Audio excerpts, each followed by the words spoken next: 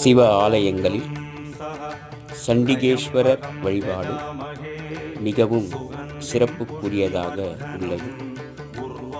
சண்டிகேஸ்வரரை வணங்கினால் நினைவாற்றல் பெருகும், தியான நிலை ஓங்கும், நல்ல கல்வி வளரும், ஆடை அணிகலன்கள் நமக்கு சேரும். இவர் சிவ ஆலயங்களில் சிவனுடைய ஆலய கணக்குகள், அவருக்கு உரிய நெய்வேத்திய கணக்குகள் ஆகியவற்றை கணக்கிடுபவராகவும் இவர் பதவி வகிக்கிறார். இவருக்கு இன்று கபாலீஸ்வரர் கோயிலில்